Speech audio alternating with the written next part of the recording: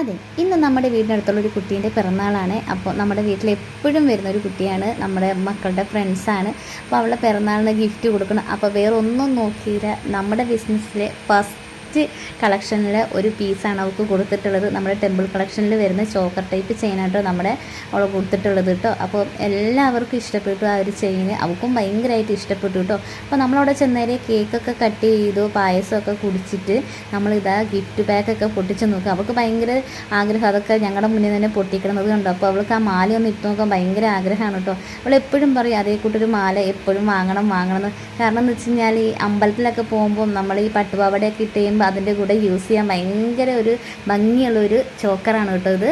അതുമാത്രമല്ല നമുക്ക് ഈ ഫംഗ്ഷനൊക്കെ യൂസ് ചെയ്യാൻ പറ്റിയ അടിപൊളി ഒരു ചോക്കർ ടൈപ്പ് കളക്ഷനാണ് കേട്ടോ ഇത്. അപ്പം ആവശ്യക്കാരുണ്ടെങ്കിൽ ഞാൻ ഈ വീഡിയോൻ്റെ ഡിസ്ക്രിപ്ഷനിൽ നമ്മുടെ നമ്പർ കൊടുത്തേക്കാം. അപ്പോൾ അതിലൊന്ന് കോൺടാക്ട് ചെയ്താൽ മതി കേട്ടോ. അപ്പോൾ ഇതാ അവൾ ആ ഗിഫ്റ്റൊക്കെ പൊട്ടിച്ച് നോക്കുകയാണ്, ഭയങ്കരമായിട്ട് സന്തോഷമായിട്ടോ. എന്താ വെച്ച് കഴിഞ്ഞാൽ എല്ലാവരും ചെന്ന് ഗിഫ്റ്റൊക്കെ കൊടുക്കുന്നത് മക്കൾക്ക് ഭയങ്കര ഇഷ്ടമുള്ളൊരു കാര്യമാണ്.